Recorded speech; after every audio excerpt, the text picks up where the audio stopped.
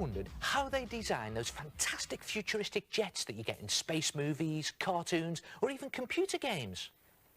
They build a model first. So why not design your own futuristic fantasy flyer? It's dead easy. Come and have a look at this.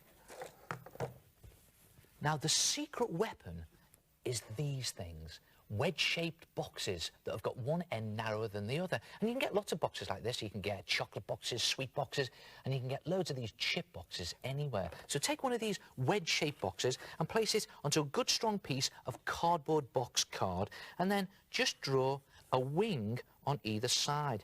Now, do nice, chunky, triangular wings. Don't do flimsy, long ones. They don't need to be too long.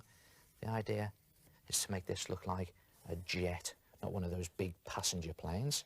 And then take that away and just join those two wings up like that, and then cut the wing out, and you can tidy it up when you cut it out so that it looks nice and straight and something like that.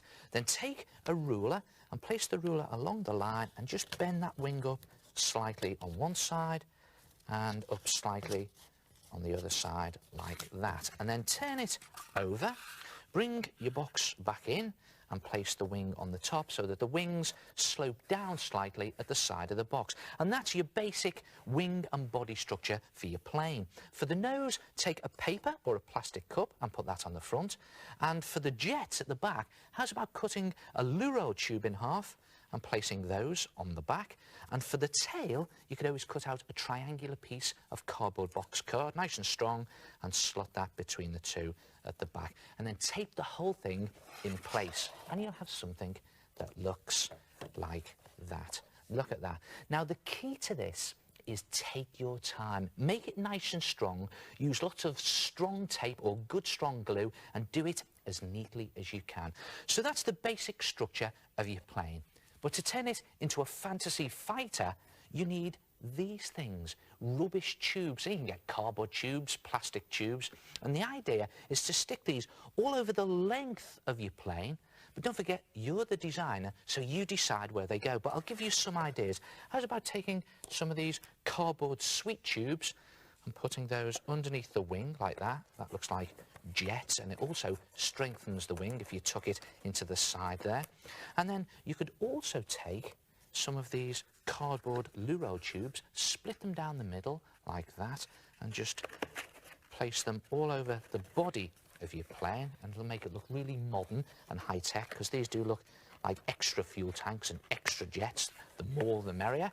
And I think I'll put another jet down the top there, and then you could turn it over and put some little fuel tanks or jets on the wing. And see what I'm using here? Old ballpoint pens.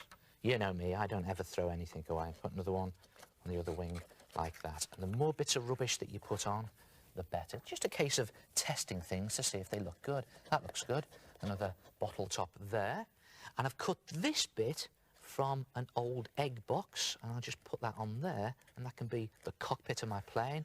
And around the back here, I've cut another little wing, and I'm just going to stick that under the jets for the back bit. Now, you can see what I've done here. I've stuck this all together using little bits of tape, but you should use lots of tape or good strong glue and do it as neat as you can.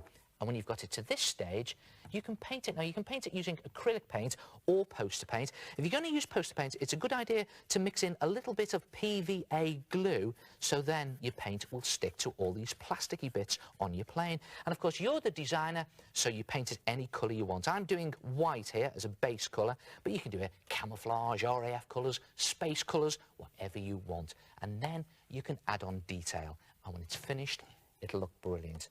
And here's mine. See that? I think that looks absolutely fantastic. Look at that. And I've drawn on other little bits of detail with felt tip pen, and I've stuck on more little bits of rubbish, and it looks brilliant. Look at that. There's a felt tip pen lid. I was going to throw that away, but I've kept that. And how's about some plastic drinking straws as tubes and jets, and I've coloured that with a silver pen. I've done the same on the cockpit, silver pen. Other bits of detail with black pen, painted on some signs, painted on my initials, and look at the back, more drinking straws, and I've painted those with silver pen. And you know, I think that looks as if it's come straight out of the latest science fiction movie. And of course, you're the designer, so you can paint it any colour you like. What about this? Bright pink with silver glitter stars. It's a sort of spice jet. Or what about this one? This is more of a demon fighter. Look at that. It's black. I've painted on some fire, and it looks as if it's roaring through the skies. Try it yourself. Design your own futuristic fantasy flyer. Hello, it's the Head here. Weren't they fabulous? Now, if you want to make the basic structure, just glue or tape triangular card wings on top of a wedge-shaped box. For the fighter plane nose, stick a plastic cup and bottle lid to the narrow end of the box. Stick 2 halves of a toilet roll and a triangle of card at the back to make the plane's jets and a tail. And you just carry on designing your fighter by firmly sticking on lots of other rubbish. And then you paint it any design you like. A fantastic way of making a first-rate fantasy flyer.